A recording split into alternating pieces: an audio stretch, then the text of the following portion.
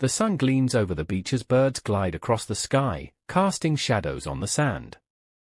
Near the shore stands a weathered, rusty building, its exterior worn by time. Seo Woohyun moves toward it, stopping just in front, arms resting calmly at his sides as he examines the structure. His phone rings, and without hesitation, he answers, confirming his identity. With one hand pushing the creaky iron door and the other still holding the phone to his ear, he introduces himself as Seo Woohyun and mentions his current location, Samcheok. He glances around the building and remarks it's not too bad considering how long it's been abandoned. He informs the caller that Mr. Yoon will send pictures of the site and asks them to approve the plan once they receive them. As the call ends, a faint rustling sound in the distance catches his attention. He steps inside to investigate and is caught off guard by what he finds: a sofa, a petrol gallon, a standing fan. The setup sparks suspicion. It's too tidy for a squatter, more like someone's illegally taken over the space. Just as he considers calling security, the distant hum of a motorcycle grows louder. A female voice calls out cheerfully, announcing breakfast time and calling out names. Curious, Seo peeks to see her waving at a small group of cats, 5 in total. She removes her helmet, revealing long brown hair, and greets the cats with a warm smile, asking if they're hungry. Seo, staying hidden behind a wall, watches silently before slowly approaching her from behind. The woman senses someone near and turns around quickly, startled. With a firm expression, Seo steps closer, saying they've met before. Shock floods her face. As he closes the distance, studying her intently, she flinches and retreats, but he grabs her wrist, not letting her leave. She tries to pull away, insisting he's mistaken and that she's only here to feed the cats. She urges him to mind his business while she minds hers. Seo pauses, looks her in the eye, and asks if she enjoys playing hide and seek. She freezes, stunned by the realization that he recognizes her. The bag of cat food slips from her grasp and crashes to the floor, startling the cats. Seo's eyes don't leave her as he calmly tells her that hide and seek doesn't seem to be his kind of game, and then he says her name, Lee Byul. The name Byul crosses his mind, a name that sounds beautiful but carries a quiet sadness, because when spoken as Lee Byul, it echoes the meaning of farewell. Standing before her, Seo Woohyun remembers that night, the way she drove him to madness, only to vanish before dawn. She quickly pulls her hand away from his grasp, brushing off his suspicion with an awkward laugh, insisting he must have mistaken her for someone else. But he stays composed, his eyes locked on hers, unaffected by her denial. Calmly, he suggests that if she believes he's wrong, then she should allow him to confirm it himself. As his hand reaches toward her, panic flashes in her eyes, but before she can react, he seizes her face gently, studying her features. She breaks under the pressure, murmuring an apology, finally admitting that she is indeed Lee Byul. Her voice trembles as she explains that she wasn't herself that night, that she didn't run away but had to leave for work, describing herself as just an ordinary employee. He questions her meaning, then releases her, stating with quiet certainty that she's not just any employee, she's a city desk reporter from Justice Daily. Her eyes widen with shock at how much he knows, clearly taken aback. Rubbing his temple in frustration, he tells her he did his research, her workplace, her seat number, her desk phone extension, even her personal number. She instinctively steps back, unsettled, as he closes the distance between them again. He says it was all for nothing because she had vanished without a trace, cleaning up everything before she left. He reaches for her collar, lightly gripping it, telling her he couldn't find her until now. His voice softens, a smile forming as he leans in slightly, his gaze unrelenting. Later, a motorcycle comes to a stop outside a restaurant, Lee Byul's restaurant. She steps off, entering quickly. Inside, her mother immediately starts questioning her, voice raised in frustration, complaining about her absence and the sudden chaos from a large reservation. Byul replies calmly that this was why she had come early, but the constant nagging pushes her to the edge. She snaps, yelling back at her mother to stop, her voice echoing as she storms off and slams the door shut.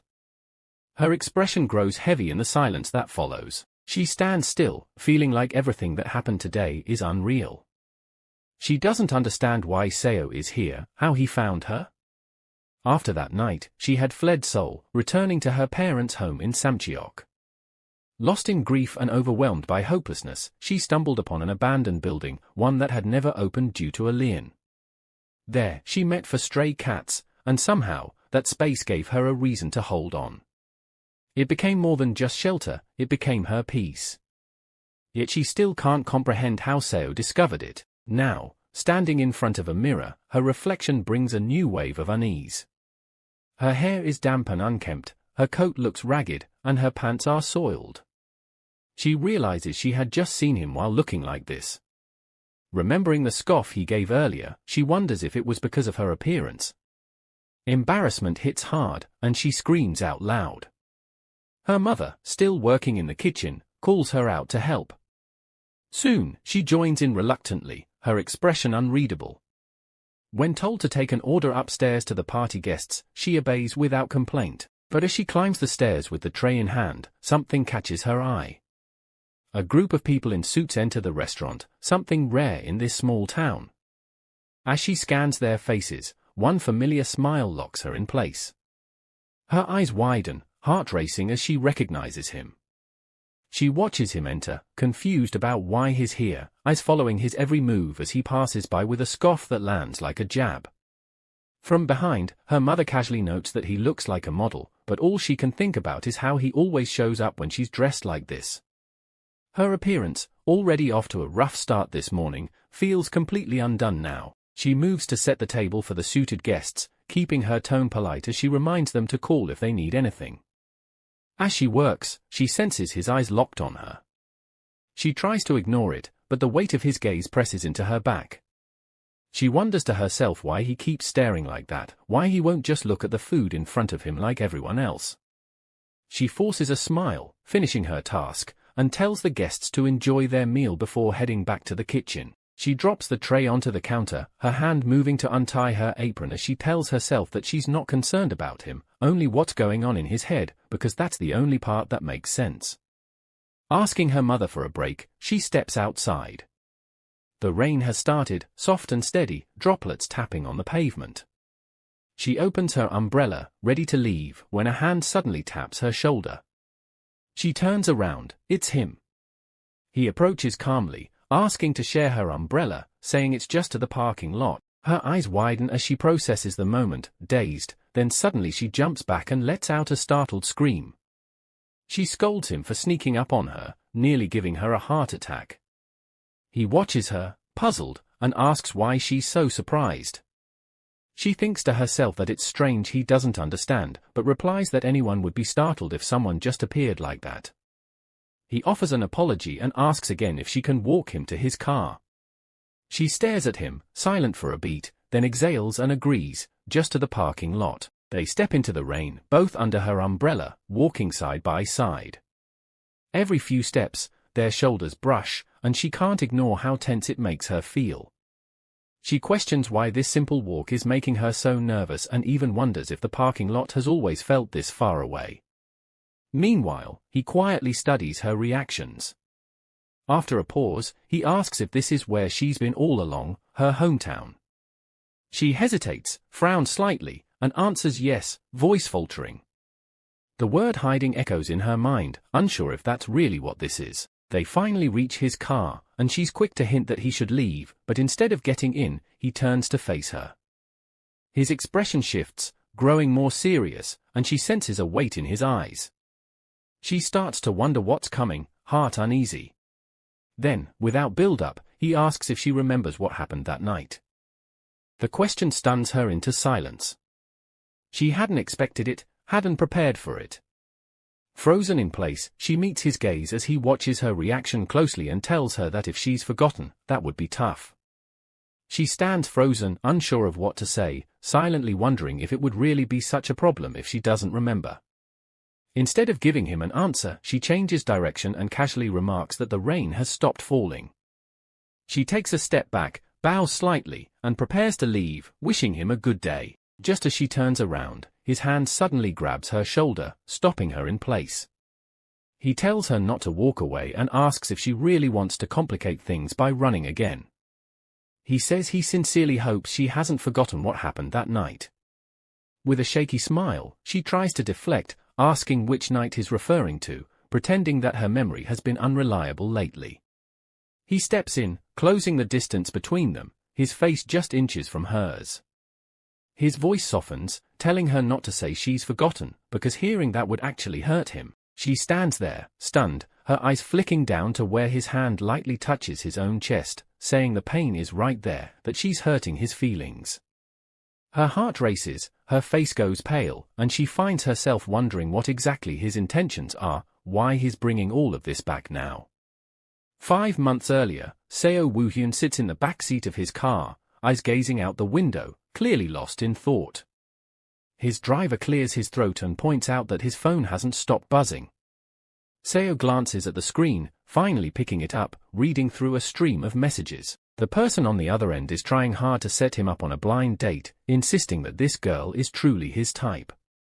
A certain Miss Bang sends enthusiastic updates, reminding him how his mother has always had high standards, and how this girl meets all of them, smart, elegant, beautiful like an actress. Seo remains unimpressed, silently thinking that the description sounds more like a fairy tale than reality. Still, Miss Bang presses on, assuring him that the girl is real, and finally, he agrees just to put an end to the persuasion. She reveals that she has arranged everything as a surprise and tells him to expect the best. With a sigh, Seo leans back, noting that this is the 6th time she's tried this, and yet she never gives up. Another message soon arrives, this time with a detailed description of the girl, 164 centimeters tall, slim and fit, dressed in an ivory tweed suit, long wavy hair, and holding a New York Times magazine. His face grows blank as he reads it, lowering his phone, thinking bitterly about how absurd this whole thing feels. He wonders who even decided that there's a right age to get married, especially in the 21st century. As he pulls up to the hotel where the blind date is set, he reflects on what marriage really means these days. In his mind, it starts with comparing family backgrounds, moves to calculating mutual benefits, and if everything checks out, they sign the contract. He steps into the hotel lounge, the staff instantly recognizing him, but he waves them off, uninterested in formalities. He scans the room for the woman fitting the description, and then he spots her, sitting alone, magazine in hand. He approaches her, introduces himself without hesitation, only to realize she's completely asleep. Blinking in surprise, he stands there quietly, noting how deeply she's sleeping, like she's drifted into REM, completely unaware of her surroundings. She looks peaceful, almost like a scene out of a fairy tale. He sits down across from her, stunned that someone could fall asleep in such a setting. When the waiter comes over, he doesn't even flinch, simply orders coffee while the waiter glances at the odd situation with curiosity. Seo leans back, observing her as she sleeps, recalling everything Miss Bang had said, still wondering where on earth she had found this girl. Watching our girl who was still fast asleep, Seo notes that he had never seen anyone fall asleep while waiting for a date in a hotel lounge. He thought to himself if this was the supposedly super smart and beautiful woman who falls asleep at a time and place like this. Just then our girl twitches, mumbling as she wakes up in a shriek. Seeing someone in front of her, she quickly springs up apologizing. She suddenly stops looking at the guy in front of her, a puzzled look on her face, and she asked who he was. The male lead, folding his hand across his chest, asks he if she was done sleeping. He then adds that he was the one she's supposed to meet today. Our girl stands there, she looks confused as she thinks of what he was saying, just then it hits her realizing that he was her blind date. Her face showed astonishment, as she realized she actually came here for a blind date. She suddenly regains her composure, then apologized. She explained that she had just closed her eyes for a second since he was tired. Seo tells her she had been sleeping for the past 30 minutes, and he had even finished his coffee. She stands up apologizing that she had fell asleep because she stayed up the past few nights. Sitting back, she mentions that she believes he came here at her mother's request. She said she was sorry and offered to pay for his coffee bill, guessing that he had come here to decline the date. The male lead pauses at her statement and watches her go about her business. Just then she prepares to leave. He notes to himself that she's the one who's here to reject him, not the other way round. Watching her grab her bag about to leave, he notes that she is trying to put the blame on him. Our girl with a smile bids him goodbye, but he interrupts her, telling her to hold on and ask that they go for lunch. She wore a puzzled expression. Glancing around, she asked with whom. He looks and seizes her up before asking if whether she did came for a blind date.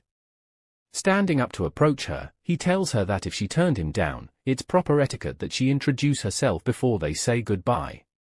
Standing in front of her, he asked if he was wrong while she notes that he tall. He notes that whoever she was, he wasn't letting her walk out of here easily.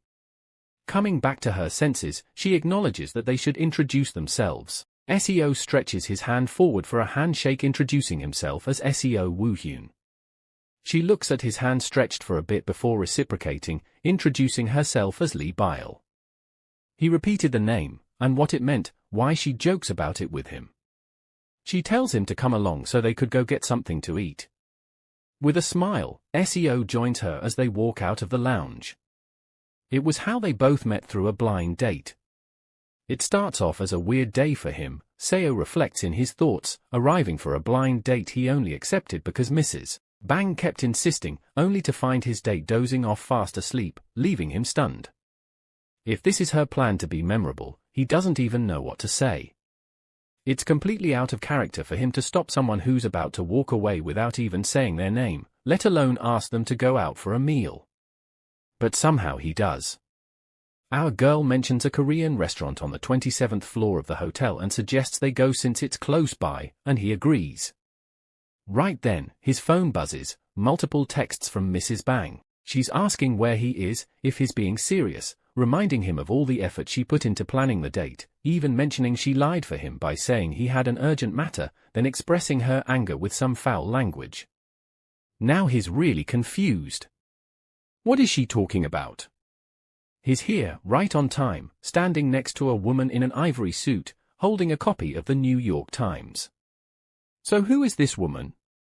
These questions run through his mind rapidly, but his thoughts are interrupted when Byul asks if the 27th floor is fine, and as they begin walking, someone else appears, another woman in an ivory suit, also holding a New York Times. What kind of coincidence is this? He's taken aback, staring as the lady walks past them. No way, he thinks. Is this what it looks like? Something's gone completely wrong, and even as they continue on, he keeps glancing at the lady, slowly realizing that the lady too is probably thinking the same thing. They reach the restaurant, find a table for two, and our girl begins scanning the menu with a mix of confusion and irritation. Is this real? She stares at the prices, 70,000 won for a mixed rice bowl, about $60, which sounds like a portion fit for 10 people.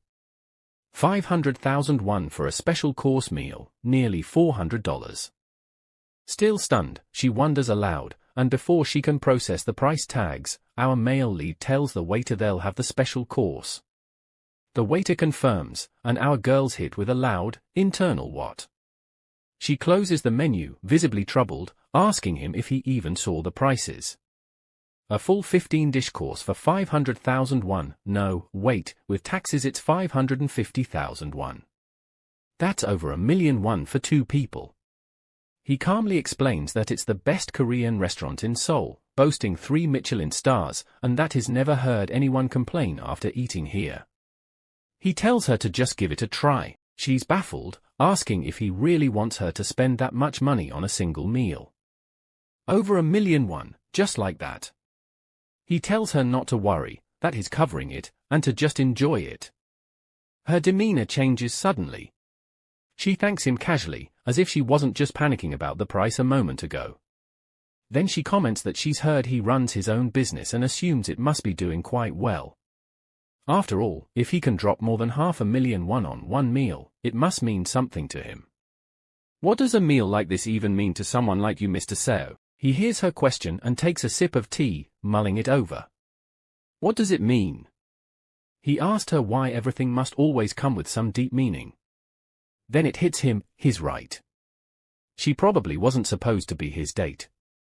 It becomes clear that the woman they passed earlier was the actual date Mrs. Bang arranged, which explains the angry texts. Mrs. Bang would never set him up with someone who's this sensitive about how much a meal costs. He should tell her now, but he hesitates. She notices his frustration and embarrassed expression and speaks again. Byul apologizes if she's offended him in any way, explaining that she has a lot on her mind lately and has been feeling on edge. Maybe that's why she came off as sarcastic. She says she's sorry. A quick and clean apology. Her eyes show sincerity and a sharp awareness. He wonders to himself, Lee Byul, what kind of woman is she really? The dishes start arriving at their table. They begin eating. Our girl takes one look and admits that the food looks just as amazing as it costs. Still, she wouldn't pay for this herself, she adds. Then she mentions that the coffee downstairs costs more than 20,000 won. She takes a bite and pauses. Is this foie gras with avocado? She's surprised. She thought this was a traditional Korean restaurant. Is this really Korean cuisine? Regardless, she admits it tastes incredible. If it didn't, the chef might need to watch his back, she jokes to herself as she savors each bite. She even thinks she might chase him down if she felt ripped off. Our girl wonders aloud what's for dessert. Seo tells her to stop talking and just eat, and so they eat in silence, both enjoying the meal. Soon, they finish. She leans back, declaring it the most expensive meal she's ever had on a blind date. Actually, it's the most expensive meal she's ever had in her life. Even if she forgets about him, she'll remember this meal forever. Our girl tells him to just remember her as the girl who slept and ate well, a carefree smile on her face. Then our male lead calls her name, Ms. Lee. He knows he should tell her the truth, that she wasn't his intended date. After all, she's someone he likely won't see again. But instead, he asks for her phone number, and he finds himself wondering, why does he want to see her one more time? He asks for her phone number, and she looks at him with a surprised expression, questioning the reason for his request. He maintains a straight face, prompting her to stammer, expressing that she doesn't think it's necessary to share her number since they're here to turn each other down. His face turns grim as he internally questions who said he was going to turn her down. They stare at each other with tense expressions until he begins to speak, but she interrupts, insisting on paying half the bill, emphasizing she's not a freeloader and wants to settle things neatly. Our girl recalls having a Woohyun card and wonders if it offers any discounts while searching her bag. He's flabbergasted, thinking about her sudden firmness after being absent-minded during the date. Our male lead addresses her, but she continues mumbling about the Woohyun card. With a sigh, he stands up, stating he'll take care of it since he has the only card that gets discounts at this restaurant. Our girl stares at him with a surprised expression as he takes his suit and starts moving away from the table. She calls out to him, but he kept on moving. The waitress thanks him formally, which Byul finds overly formal. They both enter the elevator, and she offers to send him the money if he provides his account number.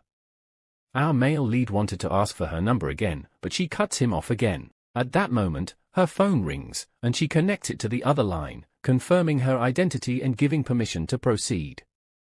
Suddenly, she's shocked by the news that someone has committed suicide at the funeral parlor at the Korean University Hospital. The news strikes her like lightning, causing her to drop her phone and repeat the words in disbelief. She becomes dizzy, her vision blurs, and before she knows it, she's falling. Startled by her reaction, Seo calls out to her and reaches out to prevent her from falling, gently placing her in a sitting position while she stares into space in shock. He asks if she's okay, leaning closer with a worried look on his face. She replies that she's fine, though her expression is pale. The elevator announces the first floor, and she apologizes, stating she has to go. She stands up and heads for the door. He calls out to her, but she continues walking. He notices an item on the floor, realizes it's her phone, and calls out to her again, but she was too far to hear his call and too shocked by the news to respond. He decides to go to the Korean University Hospital, recalling the information given to her. Upon arriving, our male lead reflects on not knowing her age or job, just her name, and can't believe he came all the way to return her phone. He assures himself that he has no other intentions, emphasizing the importance of a phone and the politeness of returning someone's belongings promptly. Closing his car door, he walks towards the building's wall where the mortuary directory is labeled, searching for her name. He insists he's not planning to see her again in exchange for returning the phone, considering that akin to a drama plot, and reiterates his sole purpose is to return the phone. Suddenly, he hears someone cursing angrily, threatening to unalive someone for showing up. He pauses and turns towards the direction of the angry voice. Another voice attempts to calm the situation, suggesting that Byul did nothing wrong, but the angry person dismisses this, blaming someone for Chae's situation and demanding they leave. The person trying to calm Ms. Minute pleads, but she refuses to listen, ordering everyone to leave before she unalives them all, lamenting about the death of her poor daughter and demanding her return. Looking down, he sees our girl kneeling on the floor with a dejected look, tears streaming down her face, and agony evident in her expression. He's dumbfounded, wondering what's going on. He calls out her name in his mind. The man consoling Ms. Minute questions why she came when she was told not to, and demands she leave immediately. She remains on the floor, overwhelmed by emotions, unable to speak, sitting silently with her head facing the ground. He looks at her with a concerned expression. Thinking about it, he is definitely attracted to her, and he admits it to himself truthfully. He doesn't want to, but her pleasant appearance, her unique personality, and the curiosity she stirs up in him all come together to make him interested in our girl. Still sitting on the floor, he looks at her for a while, then walks away. He seriously considers cutting off any interest he has in her right then and there. He tells himself he doesn't want someone who comes with emotional baggage, thinking he would much rather be in a relationship that is incident-free, whether it's dating or marriage. He feels he doesn't have the time for unnecessary drama, yet he still wonders why he feels this way. As he's walking, he hears some people talking and realizes they are talking about him. They seem to have recognized him, identifying him as Mr. Seo Woohyun, the only son of Bang Sumi, president of Muying Hotel. They're surprised he showed up without a secretary. Our male lead approaches two of the guys and, excusing himself, asks them if they know who he is. Their reply is quick and accurate, confirming his director Seo Woohyun of M&P Holdings and Resort Group. Surprised, he asks if they're journalists, and when they affirm, they hand him their business cards. Curious, he asks them about what's going on in room 7, where Byul is. They begin explaining the ongoing case that's been all over the headlines recently, a brutal incident involving unprovoked assault and rape, where the victim was abandoned at a gas station. The case centers around a college girl who was abducted and raped, and the assailant is a third-generation chaebol kid who arrived with 5 attorneys. The deceased in room 7 is the victim, Minute Chae. The journalists go on to say the victim endured severe secondary damage. She became the target of a witch hunt, people accusing her of setting herself up to get revenge after being dumped by a chaebol heir. The victim was harassed, insulted, and blamed, with many claiming she staged everything. For a 23-year-old, the pressure was overwhelming. With no one else to blame, her grieving family turned their anger towards the journalist who wrote the report, Lee Byul. But it's really not her fault. Hearing all this, Seo is stunned to learn that she's a journalist. Of all professions, she chose that. Walking out of the hospital, he heads to the car park, leans on his car, and looks at her phone still in his hand. Just then, he hears a voice telling our girl not to return, not even on the day of the burial. The warning is clear: if she does, she might end up buried by the deceased mother as well. She tries to speak, but the woman interrupts, saying that showing up will only make things worse and harder for her to recover. The woman suggests our girl take a long break, saying she'll give her time off to clear her mind. She looks at Byul with sympathy and says she'll call her later, then walks away, leaving her standing there in the middle of the road with a heartbroken expression. Our male lead watches her with pity as she stands there, full of sorrow and dejection. He walks up to her and asks if she's all right, getting close enough to smell the alcohol on her. He pauses. She turns and recognizes him, surprised, and calls out his name. He wonders if someone poured rice wine all over her? She's about to ask how he found her, but before she can, he holds out her phone. She takes it and thanks him, realizing she left it somewhere on the way to the hospital. He offers to give her a ride home. She looks confused and asks him to repeat himself, almost like she didn't hear it right. He then asks if she plans to stay here any longer. As she doesn't answer, he grabs her wrist. She wonders why she's such a mess. He urges her to come with him. She looks up at him with a blank, innocent stare. They look at each other for a moment, and he wonders why he's acting the way he is. He acknowledges to himself that he hasn't been acting like his usual self lately. This blind date of his, with someone wearing half-washed makeup and carrying such a complicated backstory, feels surreal. He can't believe he's standing next to someone who reeks of rice wine and incense, two things he particularly hates. Letting go of her hand, he tells himself to snap out of it, but her voice pulls him back to the moment. She asks if he wants to go for a drink, and he looks at her with a surprised expression. Lee asks him if he wants to go for a drink, offering to pay, as a way of repaying his kindness for bringing her phone to her, and though his mind objects, wanting to say no, the words that leave his lips say otherwise, he agrees to get some drinks with her, wondering if there's another person inside him making him do things he normally wouldn't, brushing off the strange thought as they head toward the bar together. After narrating how they met and everything that happened that day, our male lead asks her if she recalls now. She casually turns her head, saying it was no big deal for two grown-ups to have a drink, adding that she remembers clearly that he came of his own free will. While admitting they kissed, she firmly states that whatever happened between a drunk man and woman shouldn't be brought up again, prompting him to ask why. Reminding her that they spent the entire night drinking together, that she leaned on him and even let him give her a piggyback ride without a single complaint, and though our girl grows still, she bows politely and says she should have thanked him, then wonders aloud what else is going to happen, and our male lead smiles, making her jitter slightly before the silence grows heavy, leading her to finally apologize, expressing her regret for blacking out that night and explaining that she was very drunk, which surprises him, causing him to ask why she's apologizing and what exactly she's sorry for, to which she replies that she's sorry for everything, and when he presses further, asking what she means by everything, our girl admits that she lost her memory after that, but then she starts remembering how when she woke up the next day,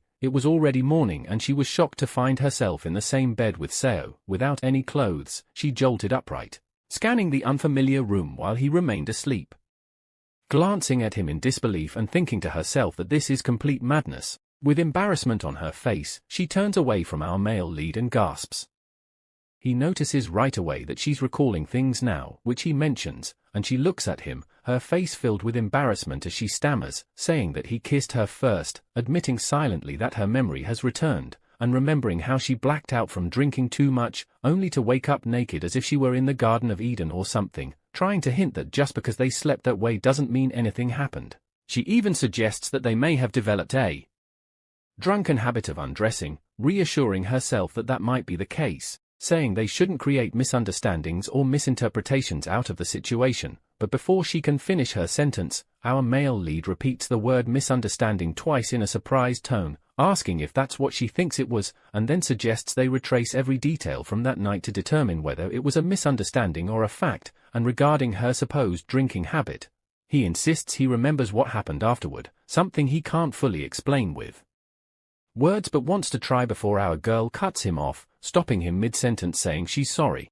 clearly not wanting to hear what transpired before she blacked out, and when our male lead asks again what she's sorry for, she stammers, not even knowing exactly what she was sorry for, only repeating that she's sorry for everything, every single moment, including the part where our male lead's feelings got hurt because of what she did after that night, offering him a sincere apology. Our girl thinks that if she can just please him with her words, he'll let everything go, but she's stunned when his next words hit her, because he tells her he won't accept her apology, and our girl is so shocked by his response that she thinks she misheard him, only for him to repeat himself, clearly stating that he can't accept her apology. Our girl, now utterly confused, stammers asking why not, wanting to know what is after if it isn't her apology, staring at our male lead with a troubled look while he meets her eyes calmly, and then suddenly, she moves closer, grabs his shirt in frustration and demands to know what he wants, thinking bitterly that he probably thinks the world is his just because he has money and power. She challenges him,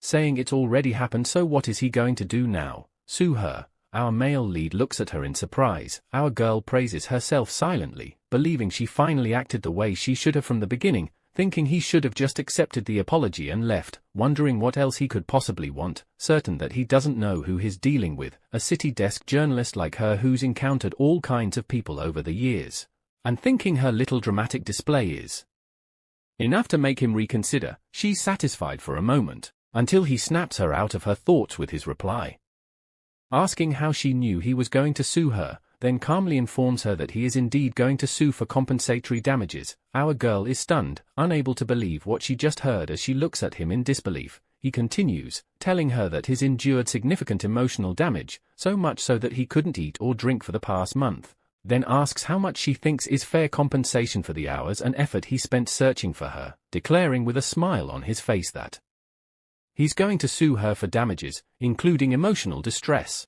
How much do you think is equivalent to the hours and effort he dedicated to finding her? He asks as he pokes her gently, reminding her that, like she said, he has money and power. She replies that she already knows, but he continues, repeating his words about suing her for damages including emotional distress, claiming that was the reason he had been looking for her. What a scumbag, our girl thought. She wonders why he's doing all this, feeling herself begin to hate every good thing about our male lead. Right now, she sees him as the devil, despite his wealth and handsome appearance. His voice pulls her out of her thoughts. He tells her not to think of running away again, warning that he won't be fooled twice. Our girl stares at him, shocked at how unforgiving he seems. A few weeks ago, at the Korean University Hospital, the victim Minute Chae was in Ward 39, Room 13. Her body was bandaged in a way that made it clear she had been severely injured. She called out to our girl, Byul, saying she was going to let it all go. Our girl looked at her, full of sympathy and empathy. Chae told her that if nothing else worked, she would just unalive him herself, instructing our girl to write an article about her if it came to that. Our girl called out to her, but she kept talking, saying it wasn't surprising that someone from Chaebol had 5 attorneys ready. Frustrated, our girl clenched her clothes while Chae stared blankly into space, lost in thought. Though younger than our girl, Chae was much more mature and sophisticated. She had been assaulted one night while heading home from a company dinner. The culprit had been stalking her for months. When he got the chance, he followed her into her home, kidnapped her, and dragged her to a nearby gas station where he assaulted her. When the trial finally began, the culprit arrived with 5 lawyers, claiming he couldn't remember anything because he had been drunk. He pleaded for leniency, stating he was intoxicated and had a history of mental illness.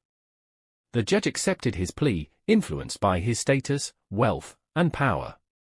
Witnessing this, our girl felt nothing but fury at the unjust verdict. Still, she encouraged the victim not to give up, saying people like the culprit needed to be taught a lesson.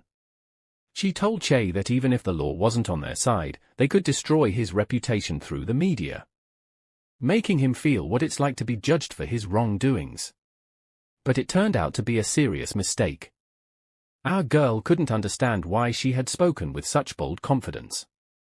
She advised the victim not to let the culprit win and promised to help her through everything. Lee Byul threw herself into the task, exposing the crime through the media. She worked extra hours to ensure her report would be impactful.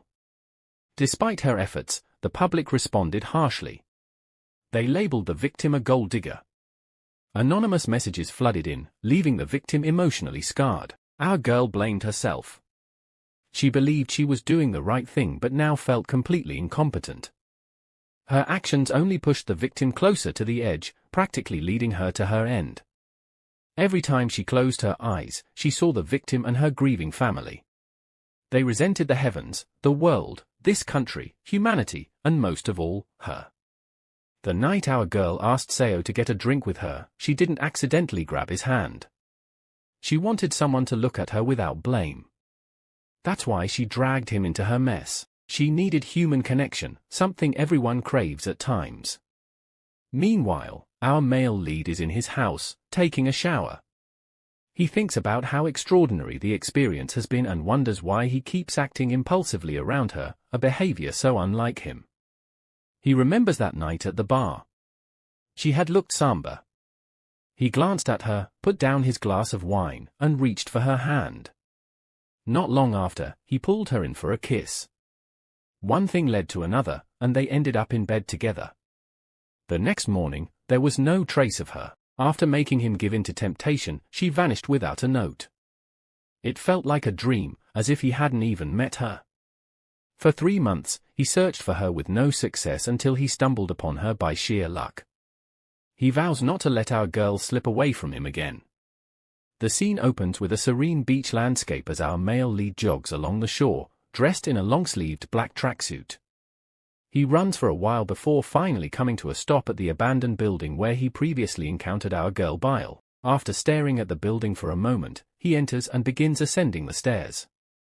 While heading up, his phone rings and he answers, connecting it to the other end as Mr. Yoon's voice comes through.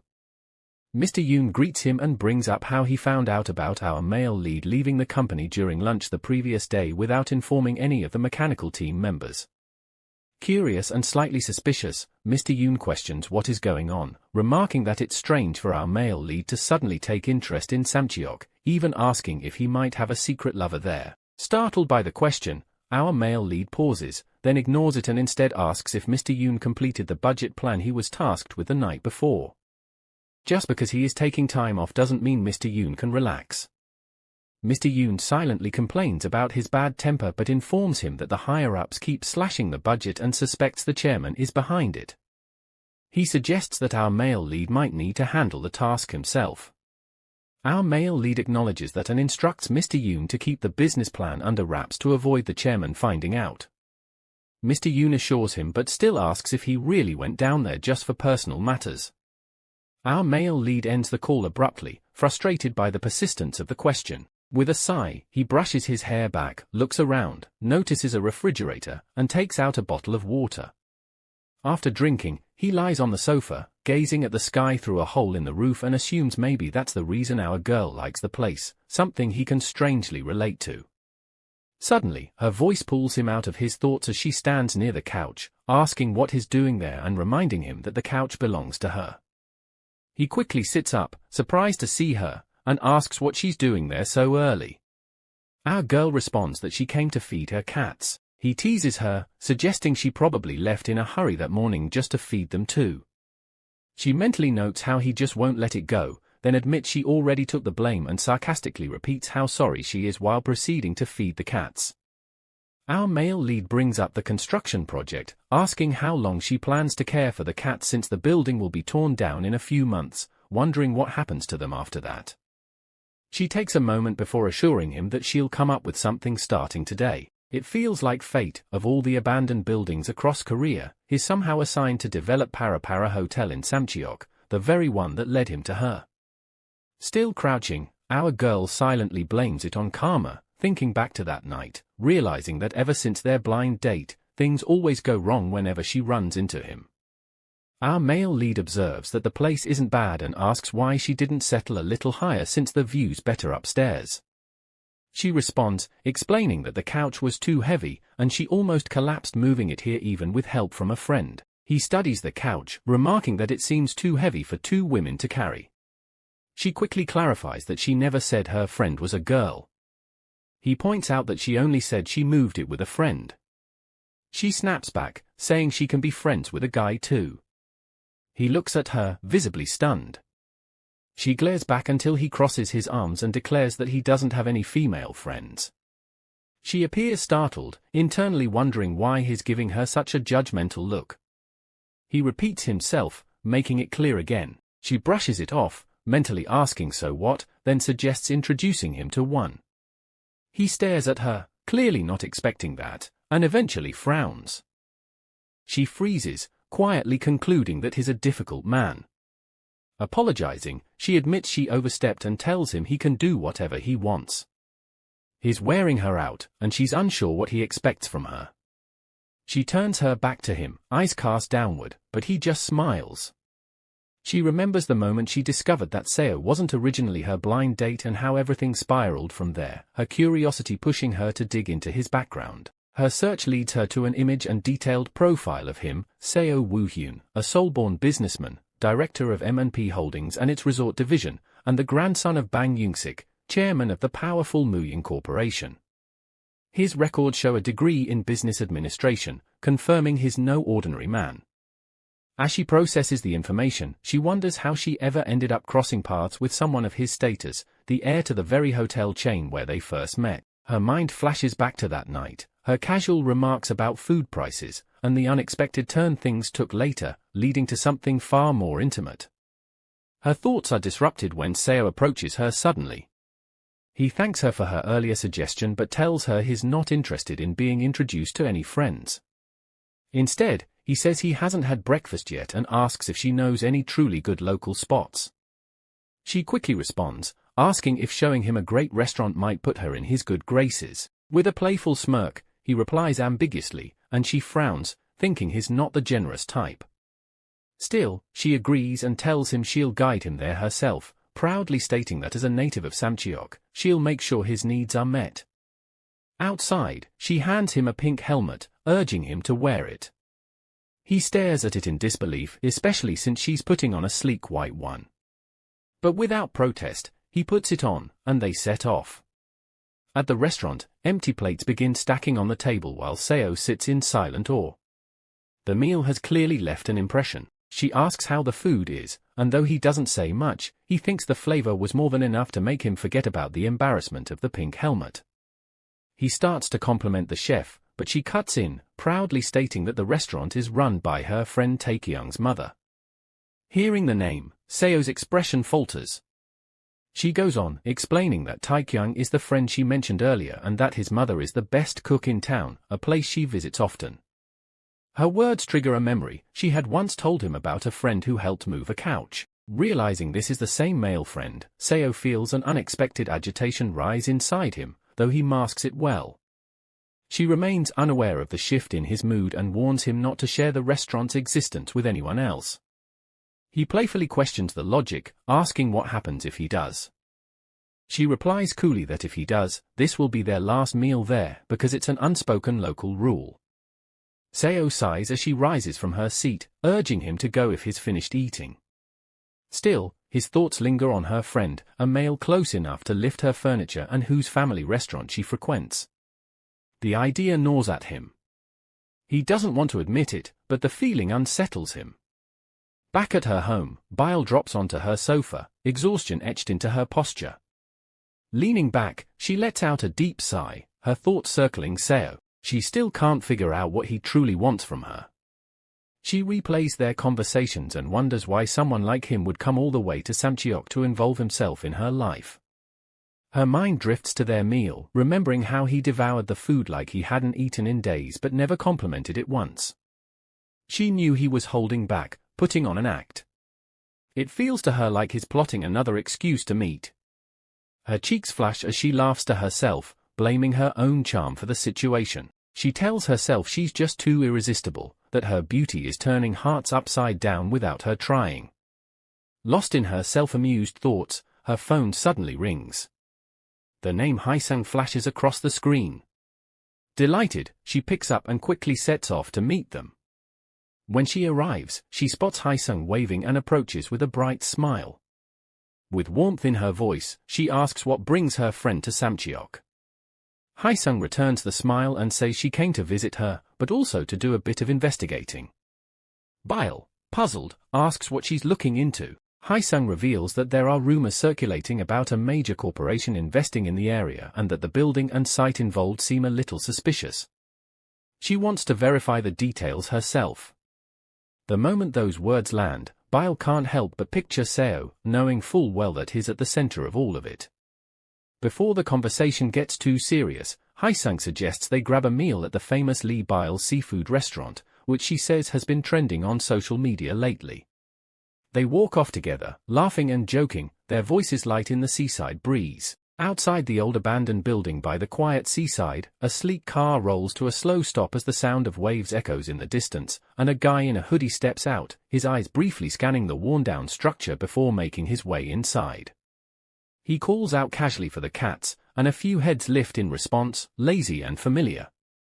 The guy crouches, picks one up, muttering about how they're getting rounder every time he visits, jokingly comparing them to pigs while affectionately ruffling the fur of another. As he's immersed in this quiet moment, a figure enters behind him. The girl steps in with a sharp tone, questioning what's going on and why he'd call her out this late.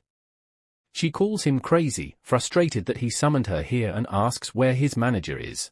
He casually responds that he didn't inform his company or manager, choosing to come on his own. Without even meeting her eyes, he asks her when she plans to return to Seoul, complaining that it's tough for him to travel all the way here and expressing how lonely he feels without her. She lowers her gaze, hesitating briefly, then raises her hand and knocks his cap and hoodie off, snapping at him to stop pretending because she can't take it. He looks at her with quiet resignation, holding back words, but eventually says it's the first time they've seen each other in months. He reaches out, gently cupping her face, and for a brief moment, she silently notes how incredibly handsome he looks up close. She pushes him away again, warning him not to cross the line and claiming she's letting it slide this time only because of his face. This man is none other than Taekyung, the nation's most adored A-list celebrity, plastered across every TV channel and voted the top star with the most symmetrical face by plastic surgeons, also known as the celebrity people most want to vacation with. Taekyung glances around looking for food but finds nothing except beer, and he grumbles about it. She decides to order something but firmly reminds him he's the one paying because she's not ordering anything outside her budget. She reflects on their long history, how he's the son of her mother's friend, and how they've grown up side by side, same village, same schools from elementary to college. He's been her classmate, her neighbor, and her friend all her life. After eating, Taekyung pops open a can of beer, ready to relax, when she randomly says she wishes he were a girl. Confused, he asks why, and she explains that if he were a girl, they could hit the sauna after drinks and help each other apply lotion to their backs. He suggests doing that with her mom instead, but she dismisses the idea, saying her mom hates saunas.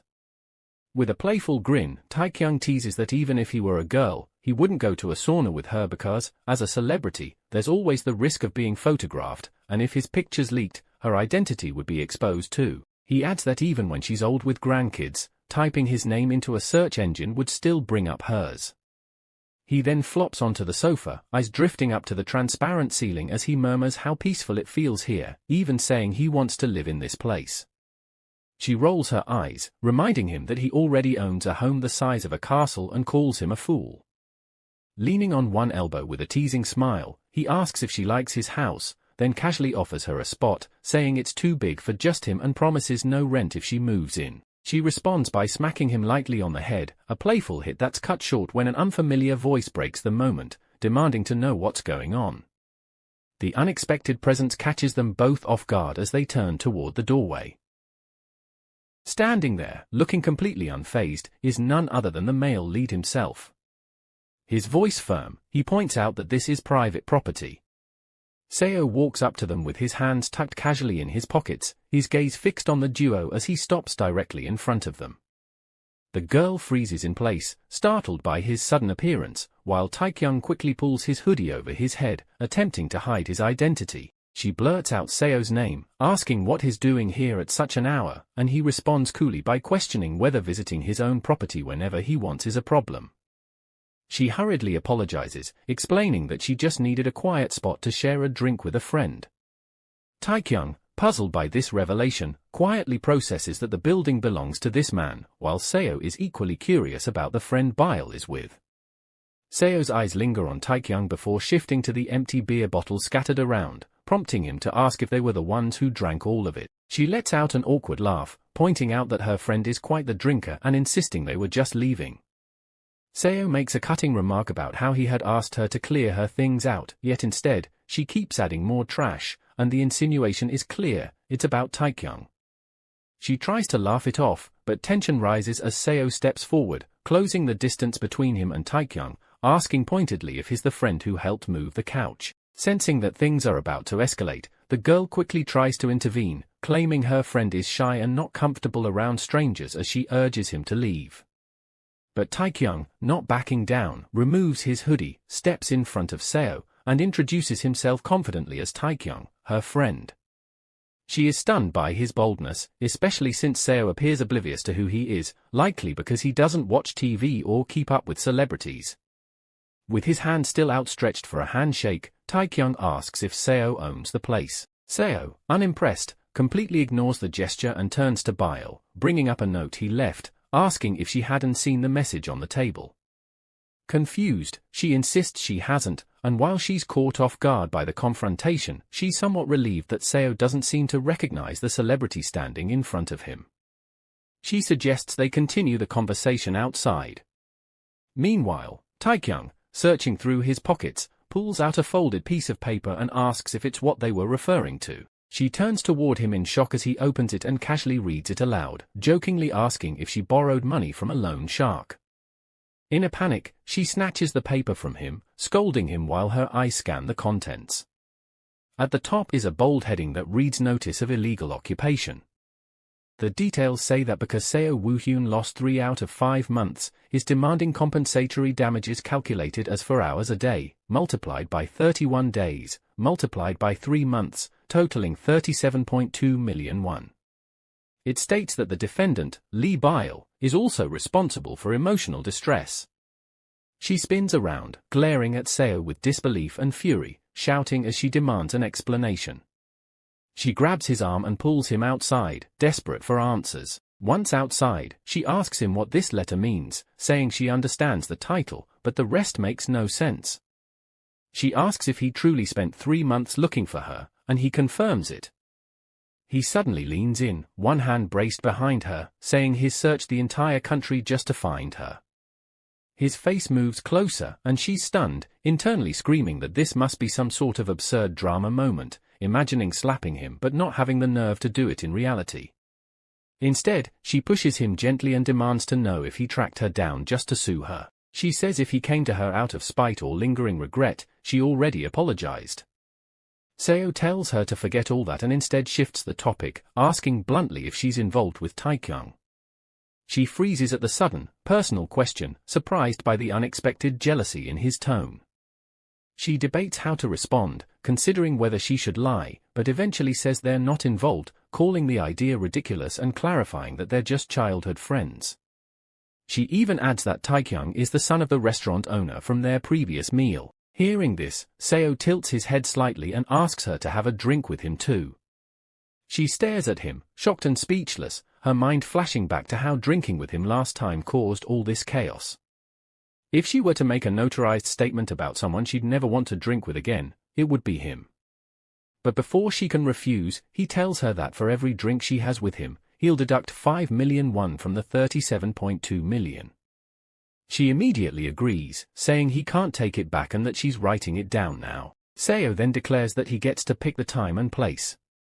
She barely listens as she finishes scribbling the agreement, stretching the paper out and demanding he sign it to make it official. Meanwhile, back inside the building, Taekyung leans against the window ledge, watching them with unreadable eyes, his expression caught somewhere between curiosity and something deeper. If you're eager for the next chapter, drop a comment expressing your interest in a part 2. Don't forget to subscribe and ensure to hit the notification bell to stay updated. Until next time.